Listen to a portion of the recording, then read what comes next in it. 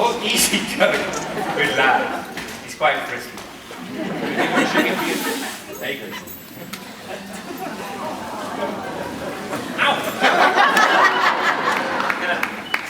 I'm going to take you can see the design has moved on a little bit. I'm going to take you on a little guided tour of the puppet. So if we start, we have 3 puppeteers operating here. We have what we call the head, the heart, and the hind. So the head puppeteer, the head you can see there is made of cane, again, bent, latched together. The eyes are interesting. They're the only shiny part on the horse. They're made of resin, and that sort of shine makes them look a bit liquid, and it allows you to believe in the audience that he's looking in different directions. The head's quite lightweight, but it's as light as we can make it, but it's still quite a lot for that head person, puppeteer to lift. And the neck is a series of jointed spines, a little bit reminiscent of the hyena. You can see the sections there behind the mane. And then the puppeteer, beautiful. The puppeteer's got a couple of jobs. Technically, he's got to maintain the eye line. We as human beings are incredibly sensitive to eye line. We know exactly where someone's looking if they're talking to you. We know if they're looking you in the eye, if they're glancing at something else, if they're looking at some part of your body. And so we do the same thing with animals. And what we sense the animal looking at starts to tell us about where his attention is, what he's thinking about. And we were lucky enough to work with Monty Roberts on the show, who deals with horse behaviour and psychology and physicality.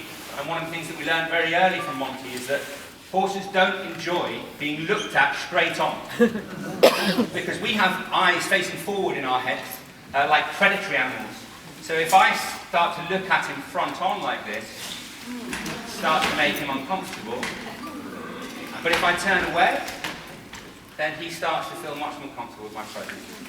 So all of that stuff's really important. And then the emotional indicator that the head puppeteer has, and each of these 3 puppeteers has an emotional indicator, is the ears. The ears are really telling us about his sensitivity. And again, they're even more important than their eyes. The ears are sort of like radar. They're showing us where his attention is. So if I do this, you can see that his attention is with me. So if then move on to the heart puppeteer, and again, the construction of those front legs, you may find familiar. When he activates that trigger, that curl, what that does is that bends the leg and it bends the knee, but it also engages the ankle. And you might recognise that from the hyena. The front legs has a technical task, the puppeteer has a technical task. He's got to show us weight. He's not bearing any weight on those front legs at all. It's all going through him. So every time he puts a hoof on the floor, he's got to show us that the weight is going through that leg into the body. And then his emotional indicator is probably one of the smallest mechanisms on the horse, but probably the most important. He's showing us the breath of the horse. We are seeing that the horse is alive, and that's telling us about the physical state of the horse, whether he is a bit tense and anxious, so the breath is light and fast, whether he's exhausted and it's low and raggedy, or whether he's angry and it might be snorting. So he's really, but apart from just showing us that, breath is really at the heart of Handspring's philosophy about puppetry.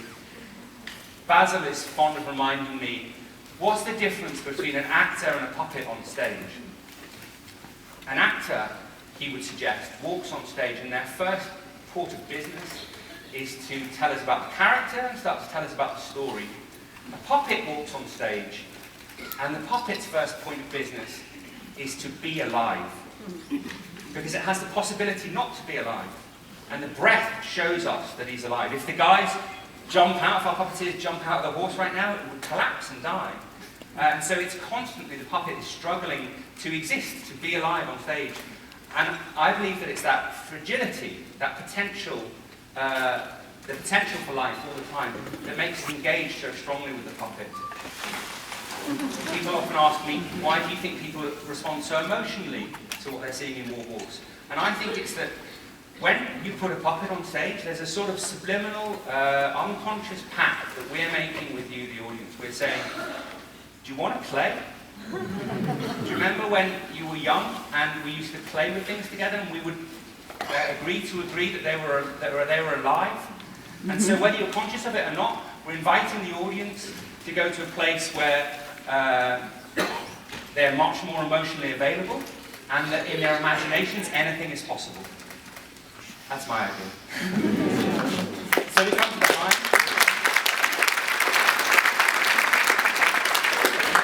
So we come to the hind, and the hind has control of this fantastic tail. Yeah. And the tail's made out of this wonderful substance called Tyvek.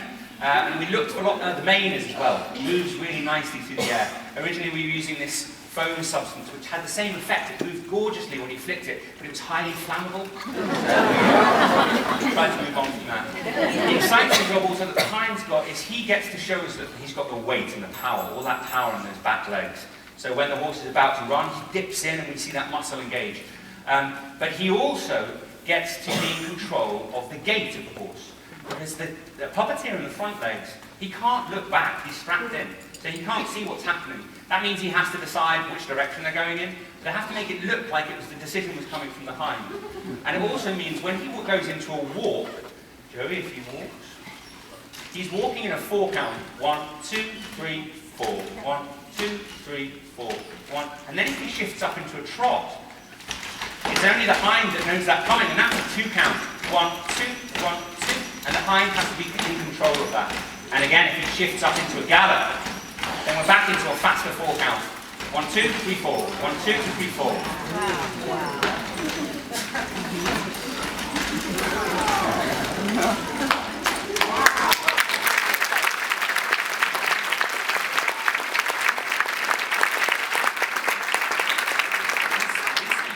He's cross with me now because I'm making him go through his paces. He's a little bit tetchy, so I think we'll send him back to the stage. Thank you, Joey.